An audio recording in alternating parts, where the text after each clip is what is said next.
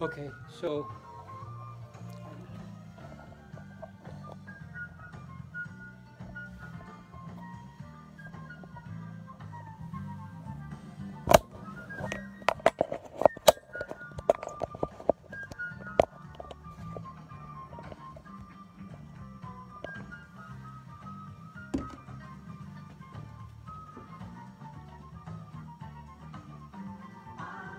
Joyce, will I be speaking in this microphone? Yes. Okay. You want me to close this? Yes, please. Might wander in here. The main door too? The other door? You just need to close the one. Is that this one? This one? No. Oh.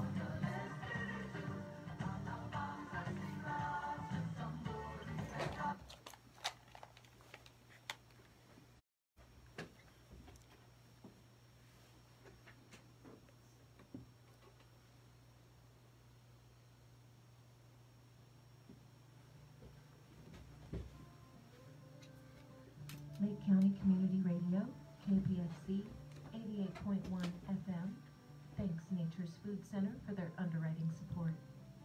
Serving Lake County for over 20 years, Nature Food Center's knowledgeable staff is ready to assist you with a variety of informational health books, vitamins, supplements, and body care. Fresh, organic, and natural foods, including gluten-free. Nature's Food Center, located at 360 Lakeport Boulevard in Lakeport, open Monday through Friday, 9 a.m. to 6 p.m. Their phone number is 707-263-5359.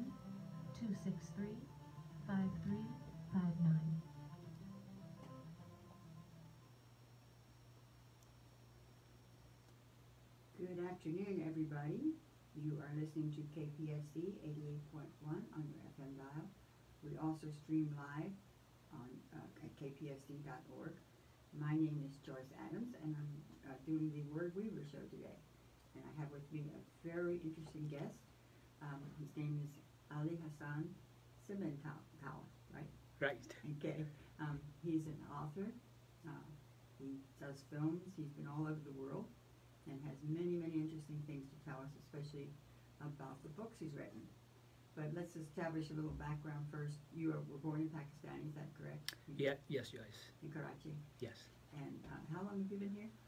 Well, initially I came here in 1985, so but I was gone for some time after 1991 or two. You continued your travels at that time? Yes, yes. Okay. And then I was back here again 2000 and then gone again, so it has been on and off, but you know, you can say since 1985. Yeah. How was it to come here after living in Pakistan? Well, it was a big thing because of all the places I landed in Iowa. And that, right. And if you look at all the Hollywood movies and stuff, that's not what you see. Right. Iowa is very different than Hollywood movies, you know. So hog farms and silos and all that. So it was a different kind of cultural shock about, you know, is that what the U.S. is about? But the thing was that very close to us was the city of Chicago. So there you go, and then you see all the high-rises and the stuff, and you see, okay, this is what they show in the Hollywood movies. Yes. Yeah. Were you a little bit disappointed when you landed in Iowa and saw, nothing but corn silos and hog farms? Well, yeah, not that disappointed, but yeah, it was like yeah, movies like right. This is not America. To some extent, it was, yeah. That's very interesting. So you write in Urdu? Yes. And you speak Urdu, I yes, yes. Of course. And you also write in English? I write in English too. And how many books have you published? So far, I've published, I think, 13 books. 13 books? Yeah. Must have kept you busy all this time. Well, you would travel, and then you came back and wrote, and you traveled some more. Right. Okay. Some of your books are about traveling to different countries. Yeah, they're travelogues, yeah. Tell us about some of those, or any of them. Any of them, yeah. So I think that I knew that I wanted to travel as in getting more educated about the world that we live in. So the first longer travel experience was when I left, had a one-way ticket from Los Angeles to London, Mhm. and then just started traveling. And I was in Africa.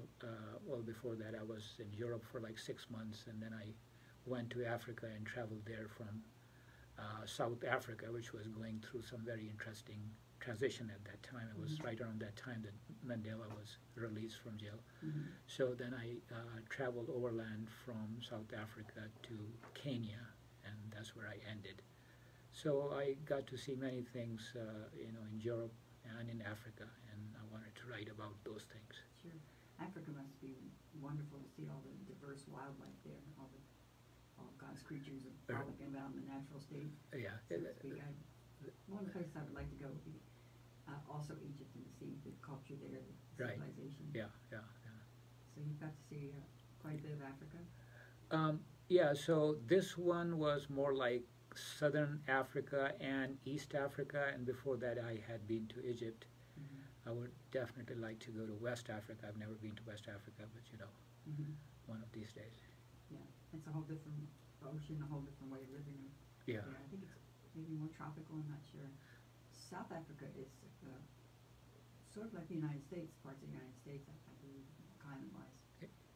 It's not so, you picture, say Africa, you immediately comes to mind jungle, Yeah, and yeah, elephants and lions and things. yeah. But there's a whole diverse continent there. There's a lot of things on it. Yeah, so whenever these Europeans went somewhere, whenever the climate was more like Europe, Mm-hmm. they settled there.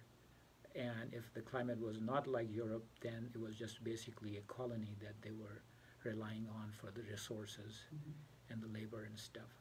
So South Africa at that time for both the Dutch and the English was such a place where the weather was favorable, and that's why they stayed there. Mm-hmm. They speak English, most and Afrikaans, huh? Yeah, Afrikaan and English, and and right now more English, I guess. So you were able to easily communicate wherever you went. Most people around the world speak English to some degree or the other. Yeah, that is definitely true. Another thing that I do, Joyce, is that when I travel, I'm normally traveling on a very tight budget. Uh-huh. And when you are traveling on a tight budget, you don't stay in five-star hotels, and you don't go around in places where people speak English. Mm-hmm. Sometimes you just are with people who are speaking the local language, and you are with them in buses and other places. So then you get a better exposure of the local culture and the local language, and you surprisingly you pick up very quickly the local language that way, just because you don't have a choice, because you have to speak. Sure. So I think that is definitely a better immersion experience to go and just travel on a tight budget, and you just have to learn things, at least the numbers and the greetings and stuff.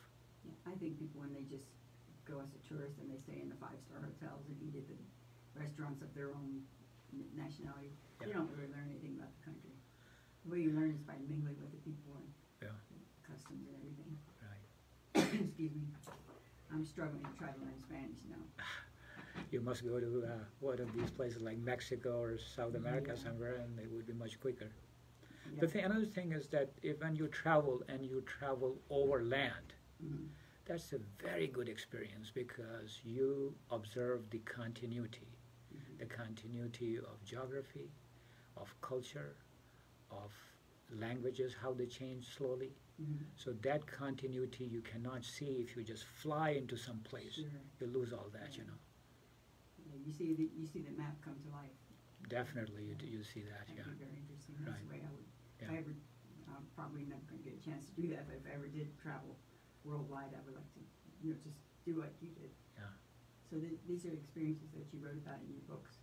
Definitely, many of there's so many other books that I want to write. I was fortunate, in fact, to travel from here all the way to,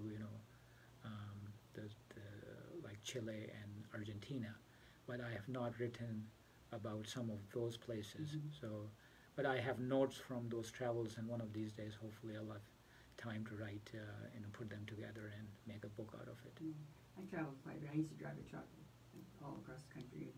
And I often thought, what a beautiful country this is. Yeah, But it's a beautiful world, really. it is a In so many very beautiful world. many Yeah, beautiful places. right, right. You also went to China.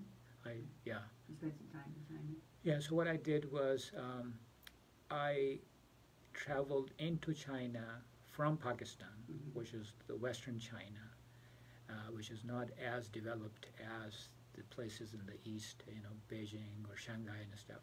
And then I moved and I was traveling all the way and into the heartland and then down into Laos, yeah. So that was, it was for like about 40 days, and that's on that I have written a book. It's called In China for 40 Days, which is in Urdu, and it's called Chin Mein 40 Din. The thing I read about the Asian countries, China in particular, and Japan in particular, is that they're a racial society. So when you go there and you're not Asian, you really stand out. Not in China. I mean, I'm not sure where exactly you would have just monoracial. Maybe Japan, it could be, yeah. Korea to some extent. But in China, the western part of China is basically these, Turkish descent people. And it's very different, so, China is not true that they're all in fact, no geography which is as big as China, you can say for certain that they're all the same people. They are, very different people. And in China, even when they look to a foreign person, they look the same. If you go there, inside people will be very easily, they can tell if somebody is not from their part of China. Right. They speak a lot of different languages. Different dialects. Not just dialects, but whole different languages. Languages too, yeah. Yeah.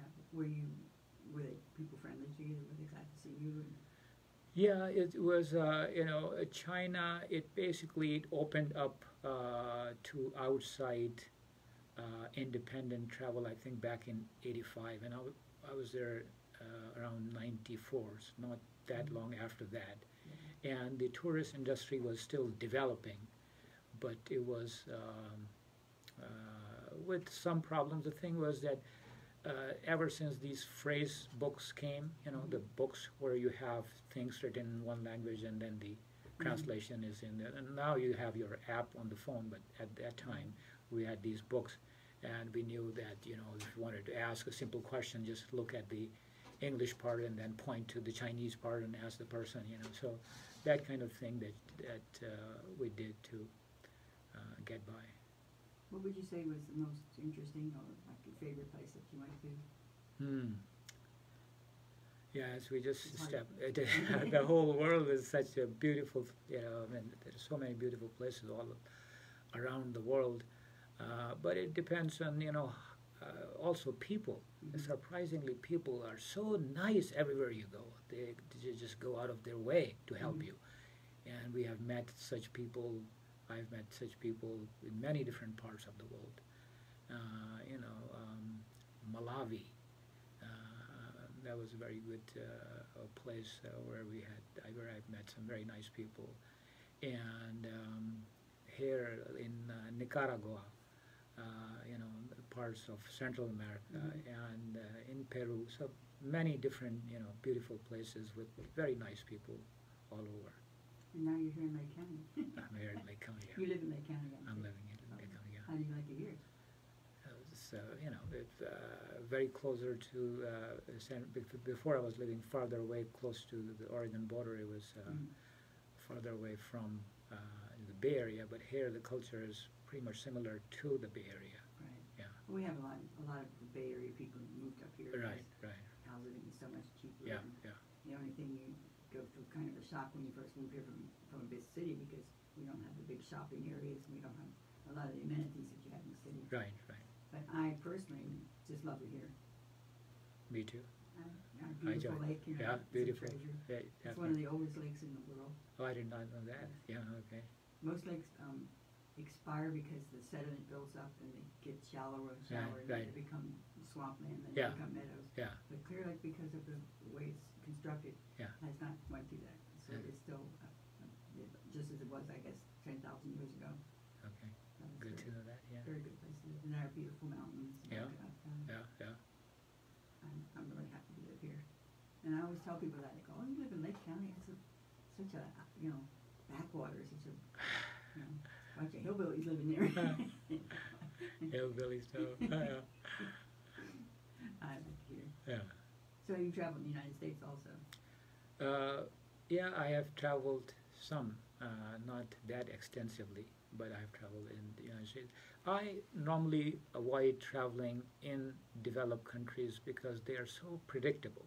It's pretty much the same thing everywhere, Mm-hmm. And unfortunately, or fortunately, I don't know how to say it, but in any developed country you go, you pretty much find the same things, the same international brands and everything. So Mm-hmm. it becomes just too predictable, and so you don't really enjoy that much if you're looking for a new kind of experience. Mm-hmm. So I try not to go to such places.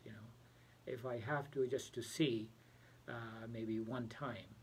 But I certainly prefer going to countries that have not seen an onslaught of modernization, and they are still in their older state, as much as possible. No McDonald's. No, McDonald's, yeah. McDonald's. And one such country, definitely, that stands out was North Korea. North Korea is a very different kind of country. You don't go to, such places. No McDonald's, no, almost no other international brands that you normally see. Mm-hmm. So that was a very different kind of experience going there. I have friends that have been to South Korea, but I never know anyone in South Korea. It's a very repressive government there. Definitely it is, and it's not as easy. I mean, here, like to Seoul or any other place in South Korea, you can just fly, you can buy a ticket online and you can go. You cannot go to North Korea like that.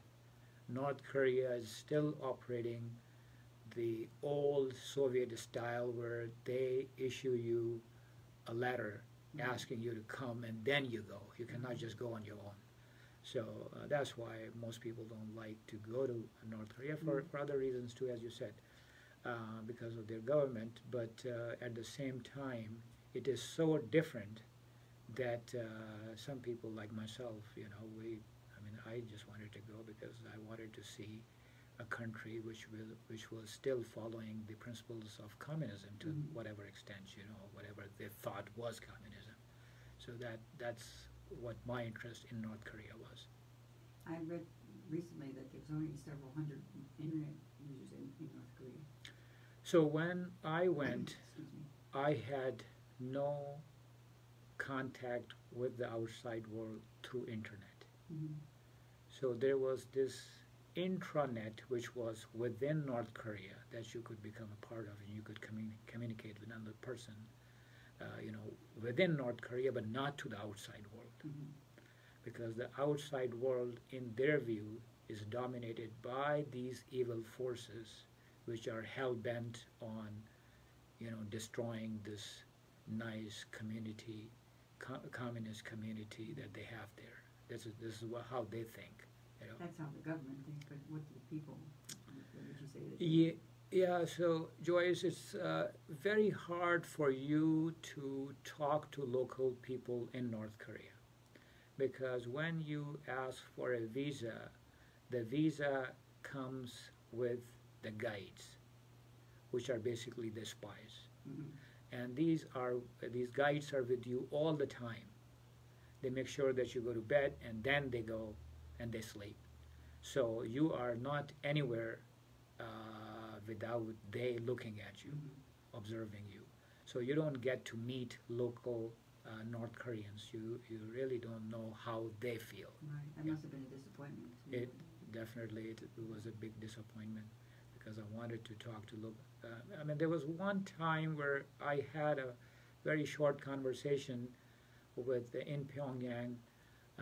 Something was happening, mass games and stuff, and right after that, there was so many people that the guides lost me. So they Freedom. freedom, and then because many of these people who were there, they were from like the from a class or the society where they had exposure to English, and so I could talk to them very briefly.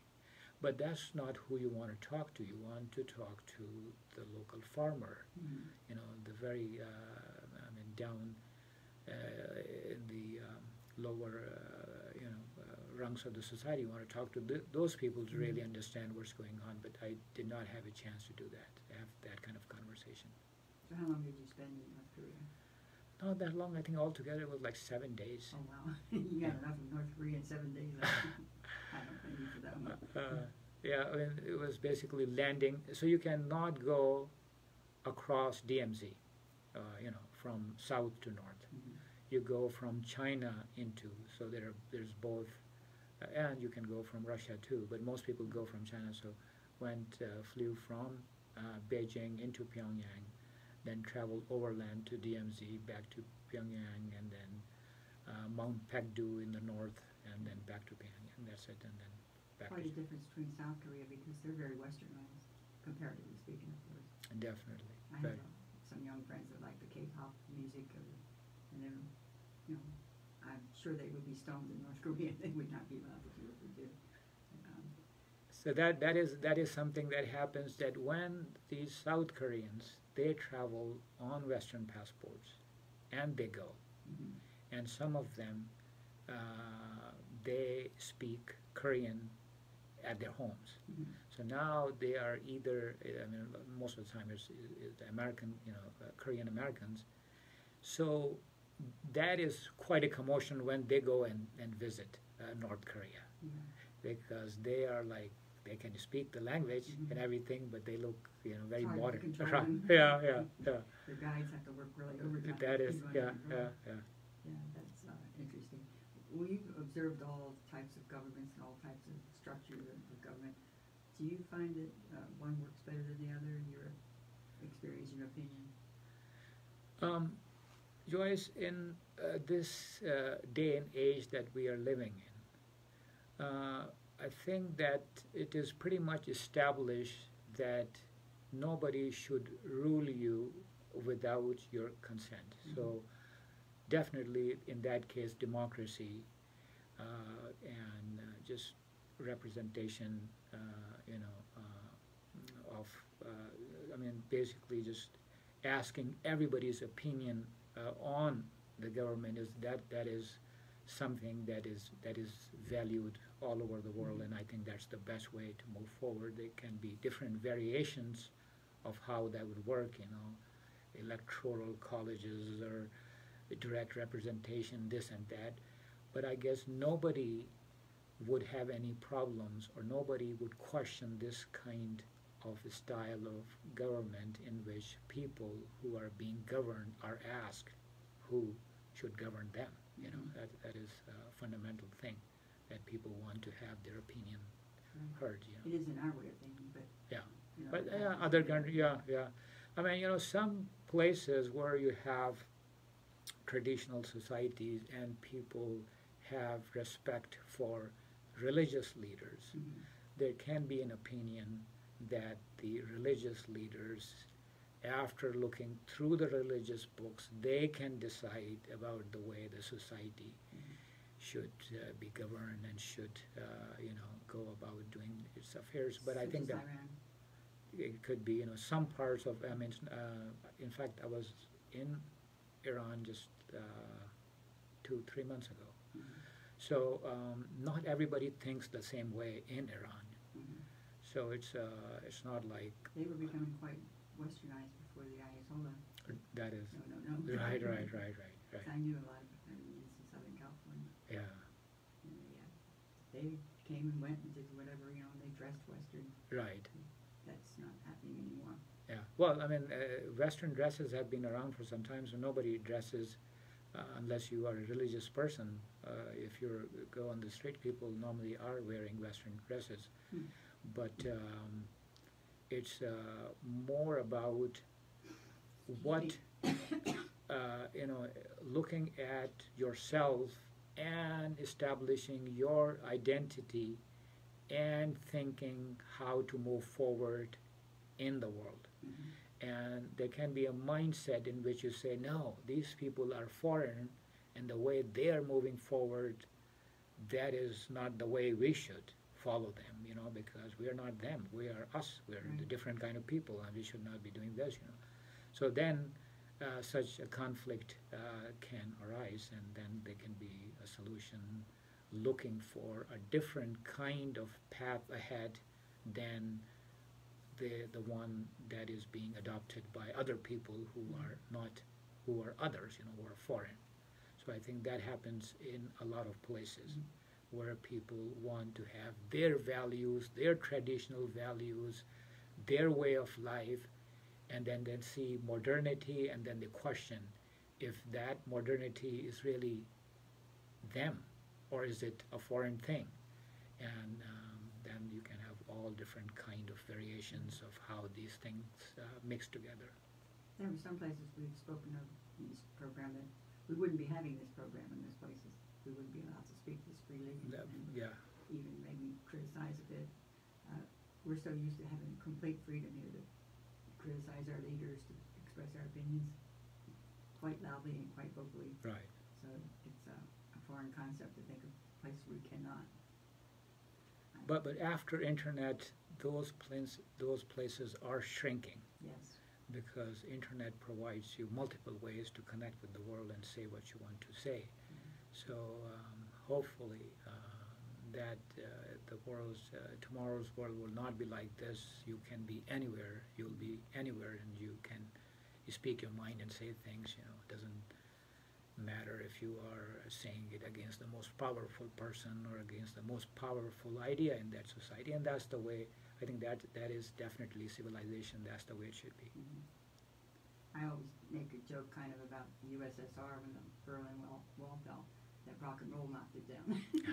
Because right before that they had a huge Ozzy Osbourne, they had a huge rock and roll invasion, and I think that kind of might, I don't know, I was just joking about it, but it might have had something, a little something. Some things, but I think that the main thing was that it was, we were finding out back in the 80s that there were a lot of problems inside Soviet Union that were happening, you know. Economically, it was a very weak country, and because there was hardly any innovation, they were left behind in technology. So it was just a matter of time, and I think they were trying to stretch themselves and trying to become as strong and as potent as their rival United States, and hence. But they try to encompass all these peoples of different ethnicities and different cultures, and it was just, I can see where it would be weak. Yeah. That was the downfall of the province. They tried to do too much. They tried to take over too many places and homogenize everybody. Yeah, that is, and you still see that thing, the Russian influence in those Soviet states right now, because in all those states you see the local language as it was traditionally, and then how it was transformed into a Cyrillic alphabet language, you know, during Soviet times, and after the Soviet times, how they are trying to force their own linguistic identity, and sometimes opting for like Roman letters, and you know, so you see all that mix in those post-Soviet states right now. Is Russian the only country that uses the Cyrillic alphabet? So Cyrillic is, you know, pretty much what they use in other. I mean, it's almost like Greek, but you know, slightly. So yes, to my knowledge, yes, they're using there, and then obviously in other Soviet states they're also using Cyrillic alphabets. But I'm not sure if outside of that Soviet Union. The old Soviet Union, where exactly, I'm not sure if anybody is using Cyrillic alphabet outside that. It looks very difficult to master after dealing with the English alphabet. Yeah. How do we call it? Roman alphabet? Yeah. Roman alphabet? Yes. So we've got to do a little station break. Okay. You're listening to KPSD 88.1 on your FM dial. We are also streaming live at kpsd.org.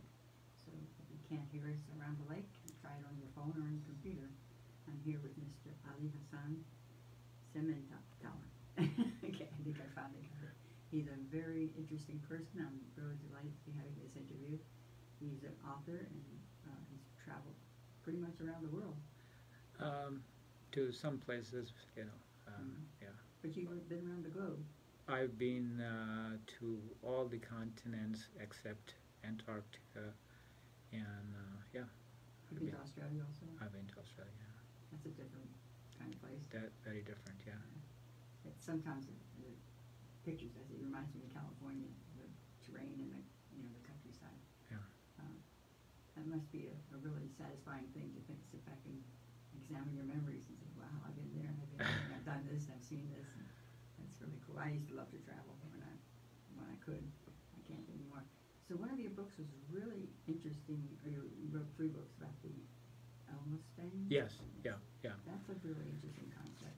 Yeah, so Joyce, what happened was that after traveling through East Asia, in Asia, Africa, and Central and South America, I saw certain things which are common in the post-colonial states, and how they are trying to get on their own feet after that colonial experience in which somebody else was ruling them and was deciding things, for them. And many of these countries don't seem to have a clear direction forward.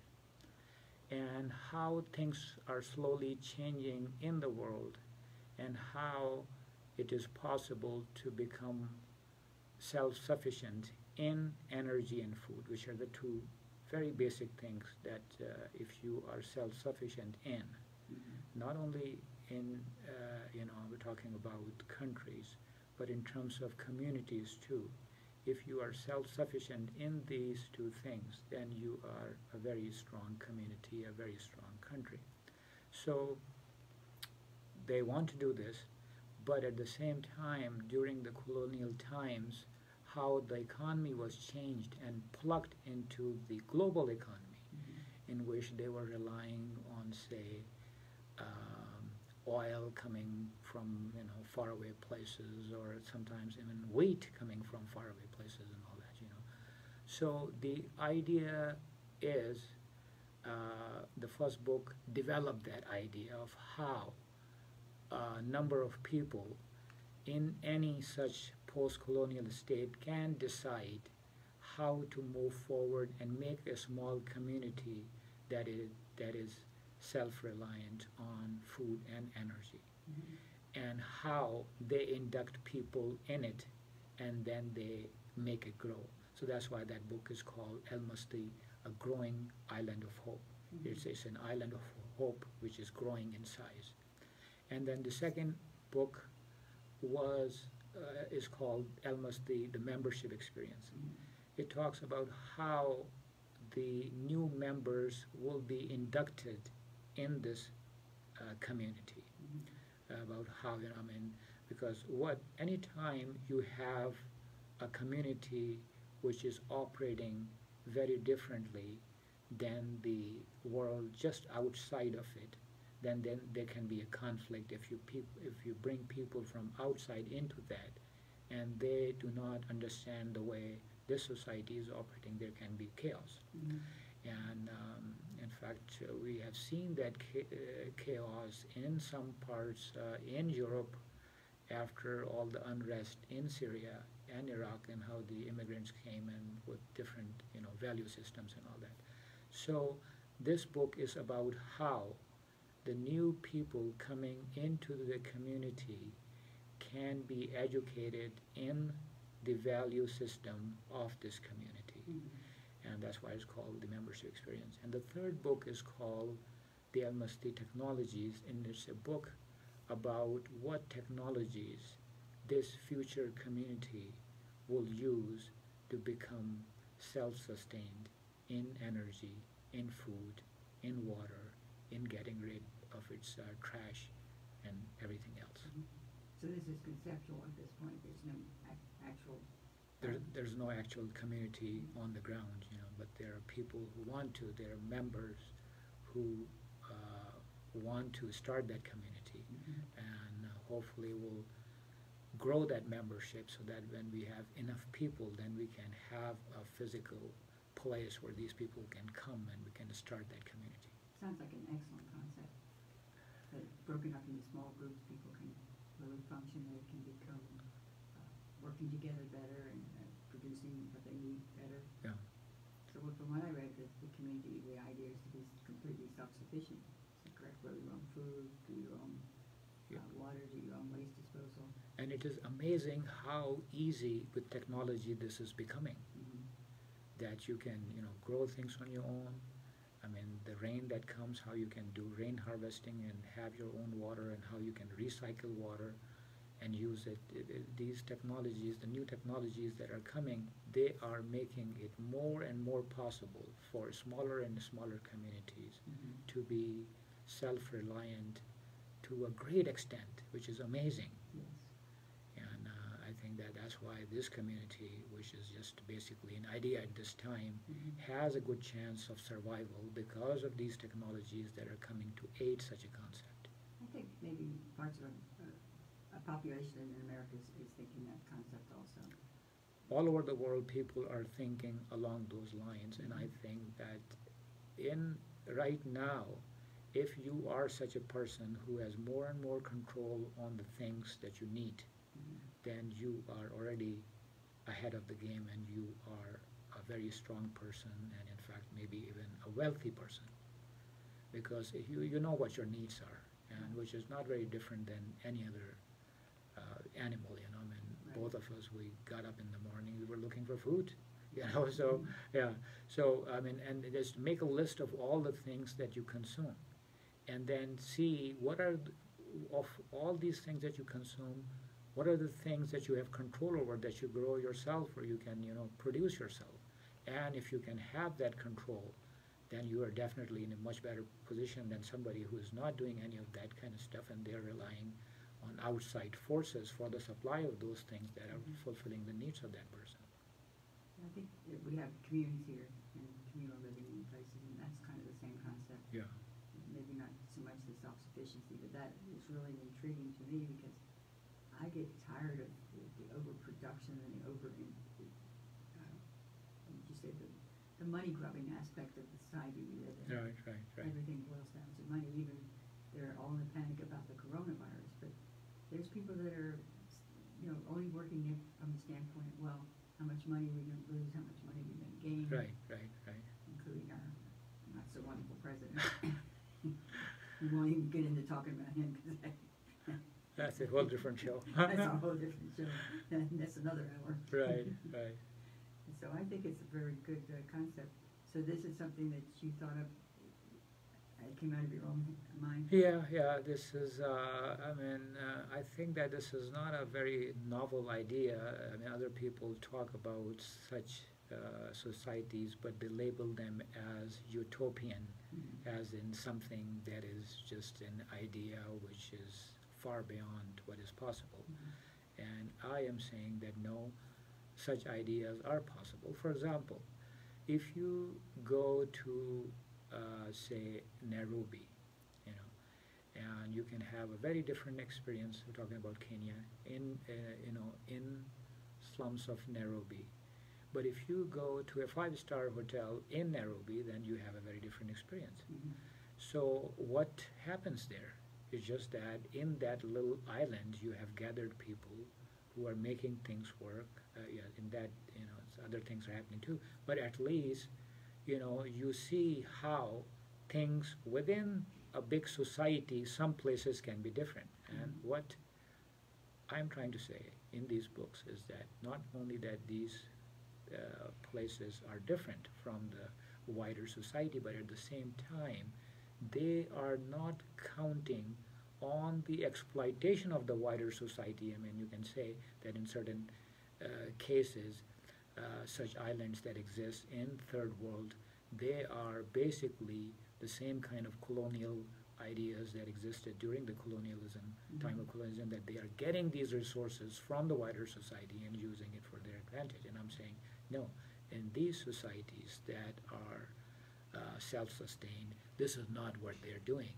They are on their own. The sun that shines on them, the rain that showers on them, that's what they are using. And they are, using it according to the best technology, according to the best techniques to become self-sustained and self-reliant on in these things. Well, you were absolutely right when you say that technology now is just absolutely mind-bending. We have available to us so many tools to make it a better world. Most definitely. To live, and I get aggravated sometimes speaking to people here. They have an idea that the United States is far above everybody else in the world, and it's not true at all. And that kind of thinking is keeping us from being on top of it. Right, yeah. Keeping our country clean and keeping our air clean. We have all these technologies. I know in Europe, there's countries that, Germany for one, that they use sustainable energy for periods of weeks and even months. That is true. And we do not. Same with We're Denmark. still stuck with coal burning. Yeah, plants. some places where in the United States we are, And what is very dirty energy. very dirty energy, definitely. And then again, the exploitation of getting it out of the ground. That too, a lot of environmental damages done by that extraction. Yeah. And for, something that really is not necessary. Yeah. Same with oil. They keep saying we should give us permission to go here, drill here, and go there, drill, and frack here and frack there. That's really, it's just exploitation. It is. Big companies exploiting. That is definitely true. And the thing is that we have not studied the consequences of these operations for a long time. We have studied for maybe the last 40, 50 years, and we already know that there's a lot of devastation involved in such exploitation of resources. Absolutely. Yeah. Absolutely. Our oceans are really, they've been warning people about climate change, and there's people who say, oh, it's no such thing. I think they're becoming a real minority now, because it's only too obvious that climate change is going on. Right. It's just going to have a huge impact on the country and on the world, really. Yeah. There'll be cities that won't be here anymore. Very well, and that we see that, yeah. And I think we've gone beyond the point of where we can say, oh, wait a minute, we got to stop polluting, we got to stop doing this, and it'll change. I think we have to try to minimize the damage that's going to be done. Most definitely. That's just my opinion. Yeah. I mean, just it's common sense that you live in this world as if you are here, and which you are, for a very limited time. Why make it do things to make it a bad thing for the coming generations? Right. Just be nice, and leave the world as nicely or better than what you got, the state that you got it in. What is their inheritance going to be otherwise? Right. They're going to inherit a world that's really messed up. It is already in a messed up state, Joyce, because a while back you could be anywhere in the world, and at night you could look up and look at the stars. And what a beautiful thing it is to look at the stars. But now most of these urban areas, there's so much pollution, you cannot look at the stars at night, which is a great loss. And people don't complain about this. People should be complaining about this. Absolutely. It is something that they should have inherited, just like the older generations, the past generations before us inherited from the generations before them. But this is not how, at least I got it from the generation, and now I'm not doing a lot of things so that I ensure that somehow these people who come after me, they will be able to look at the nighttime sky and just be mesmerized by this show. Yes. We, even here in Clear Lake, where we have pretty clean air, Yeah. one of the cleanest air in Right. the state, Yeah. we don't see the Milky Way. A lot of time, yeah. You have to go to Montana or North Dakota to Right, see right. the Milky Way. Yeah. And it's there. Yeah, we just can't see Definitely. it for Yeah. all the light Yeah. pollution Yeah. and Right. air pollution probably too. Right. And you're right, we're missing out on this beautiful light show that Yeah. we should be seeing. This Yeah. marvelous wonder of nature. Most definitely.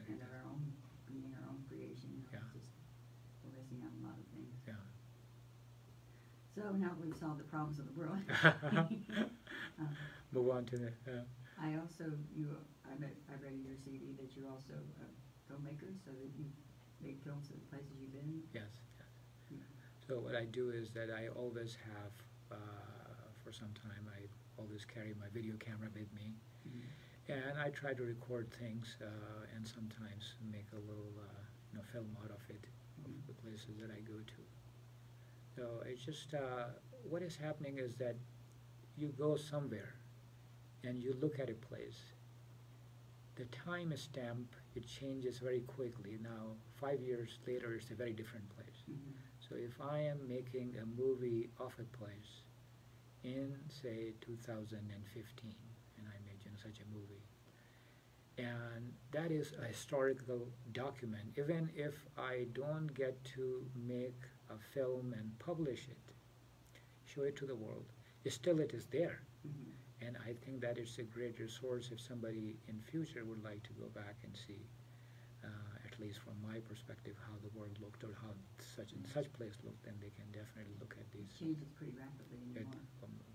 Sometimes driving to the Clear Lake or around Lake County, Yeah. I think someday in the future, I won't live to see it, but all these beautiful hills are going to be covered with houses. Could be. That would It's a be, possibility.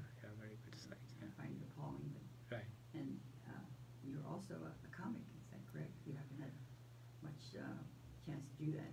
Yeah, it's just like any human mind. Sometimes funny things come to your mind, and you write them.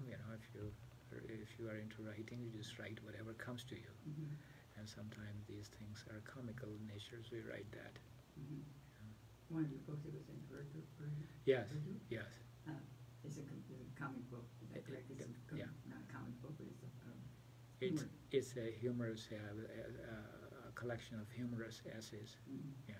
Is it mostly about the Urdu people, or just about So life in general? Life in general, and it's hard to describe, but it's just a whole bunch of different things that I wrote at different times and just put together in the form. You've been writing for a long time. I've been writing for some time, yeah. You said you started writing when you were a child? When you were very young? Yes, when I was very little, I was like maybe in 5th or 6th grade. There was a children's magazine, and they asked if anybody wants to write, the children can submit their stories to them. And I did, and it got published, and it was a big thing, to see your name there. And then I was hooked. I did not write that much after, in later grades and even in college, although I did, I think, some writing in college. But right after that, then I started writing again. And it's just, when you're thinking and you want to be clear in your thoughts about something, if you write, then you become much more clear. And yes, sometimes, I found that too. yeah. When you can see it, you put your ideas into written form, it makes you be able to see them much more clearly and sort things out. Yeah.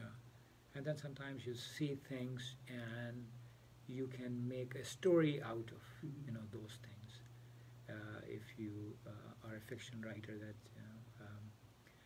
and I think that happens a lot, especially when you are traveling, because you are just bombarded by these stories, And you just make little fictional stories about these characters that you see all around you when you're traveling. And I think that that's a beautiful thing to do, to just have those experiences and write down about them in short stories and sometimes even in longer stories. I've written a few short stories, but I find that fiction, I don't do well with fiction. I do better telling a story of something that happened to me or something that I observed. Fiction, I come out really stilted and really, I don't know, I just don't do well at it.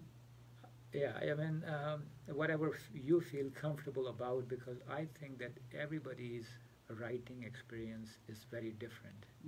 So when people say that, somebody says that to me or anyone, that the writing can be improved this way or that way, then they are trying to make that style of writing different and in a very fundamental way. And yes, it should be there should be hopefully no grammar errors or syntax errors, those kind of things.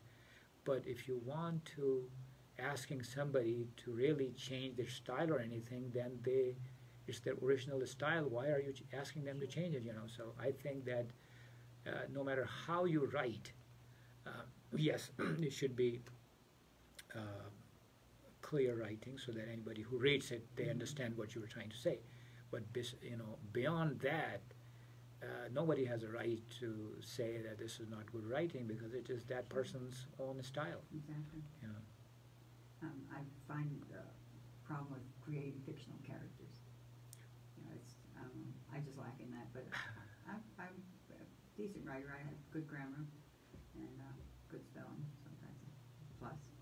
And now with technology, even that problem is solved. Yes, Yeah. spell check. Right. Yeah. Yeah. What on earth did we do before we That, did these things? yeah. Of course, I'm in my 70s, so I go back way before spell check. When we had to have a dictionary. Well, Oh, we had good editors at that time. yes. Yeah. People smarter than we are. Uh-huh. So what do you see for your future? I think that what I want to do is really practically work on establishing such a society that I foresee will change things in many third world countries. And I think that that is something that I would like to do, and just basically it's such a long project that maybe just die doing it, and I think that that would be a beautiful way to die, to just do what you really want to do. And I think, agree with yeah, you. yeah, 100%. right. So I think that is what I would like to do, Mhm. to have a community of like-minded people established in a third world country, which is trying to make this community self-reliant Mhm. in every aspect. I think that would be a good thing to do. It's a far better thing for a third world country to aspire to than to just be another suburb of Chicago or of New York. But that never happens throughout. It just happens in one little segment of that society. That's the whole problem. That, even say that if some people will find some merit in looking like a suburb of Chicago, be it in Delhi or Bombay, but that happens in a very small segment, a very small part of that society, and that creates more conflict then, Mhm. in those societies, because then it is these people versus us, and then it's just within those societies, people. These lines across which these conflicts take place, it just becomes more obvious. So what I think that this community is trying to do is it's a very welcoming community. It's not a community which is stopping anybody to come. They're just saying that there are some fundamental values that you must be aligned with if you want to become a part of this community. And sooner or later, this community will take over, because this community is talking about or having in mind some very basic ideas. Mhm. The basic ideas are about environment, that you should really be nice to your environment, Absolutely. and you should be very thoughtful in exploiting or using the resources that you have, be it the land, the water, whatever. So it is not, these concepts are not such things which a lot of people would disagree with. A lot of people would agree with it, that yes, so all this community is doing is that it is saying that yes, some of you might not think this way, but if you want to become a part of us, please, you have to align yourself in thinking about the environment, about your resources, and then slowly this thing would grow. What sort of government construction would you have? Yeah, so this would definitely by consensus. It would be some kind of a democracy that people, decide. But before even we go that far, even among the very founding members of this community, there should be a consensus about the core values that this would have, almost like constitution that you make, and then other people join you in supporting that constitution. And that's what this, as I described, the fundamental core values are of this future society, about the respect for environment, about having just as much self-reliance as possible, and about having an egalitarian society in which people are not discriminated based on anything which they are just born with. You have people that are content with their surroundings, with their Right. with their being Yeah. and healthy, Most to definitely. be without all the pollution. And Right. I'm a vegetarian myself, but I see all the food is not food anymore. People that, well, I pick on meat because I stopped eating meat a long time ago. Yeah. That it's so full of chemicals, and, Yeah. and how can it nourish your body in this way? It's true. And even the vegetable products and the grains and everything, they're so I don't know. There's so much chemicals used to produce them. Pesticides. Can't Yeah. be good for our bodies. Yeah.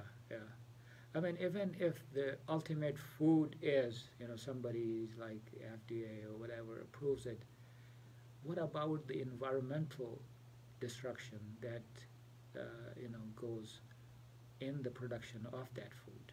I mean, we should also talk about that and take that into consideration of how much we are destroying other things while making something beautiful for us. Yes, you're right that even the food can be contaminated in ways that we don't like, but still, if suppose somebody can say that, no, this food is excellent, this is great, but then what about the whole process through which this food was made?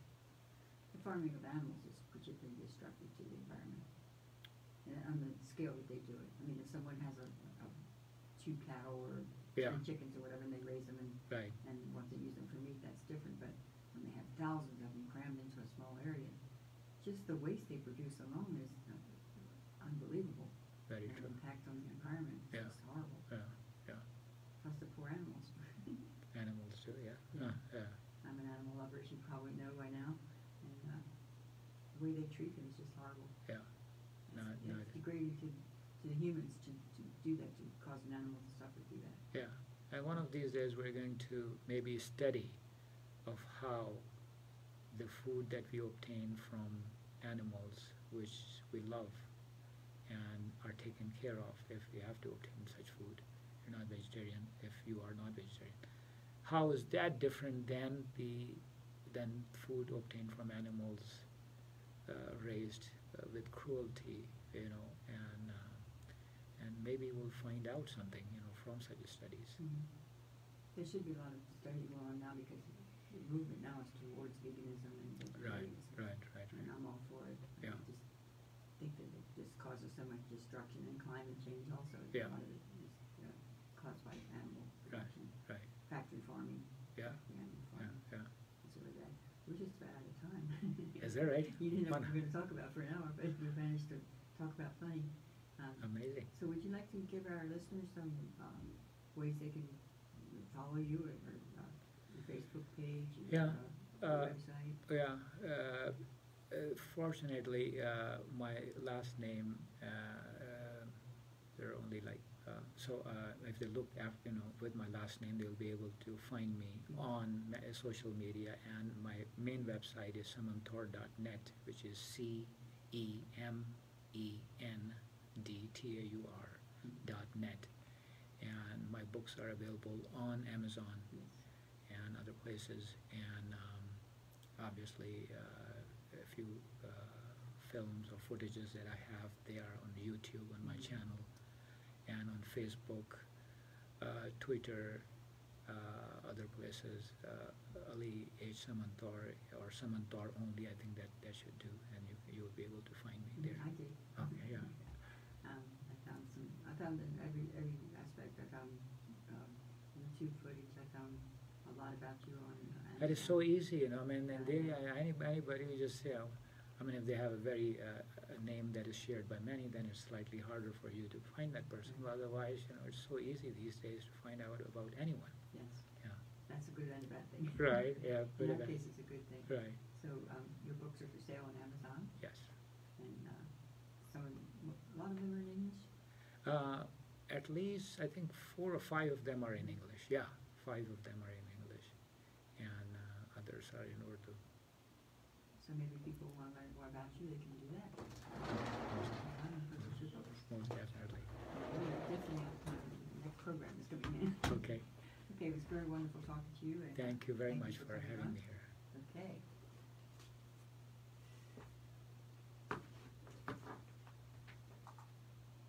Are we off the air now?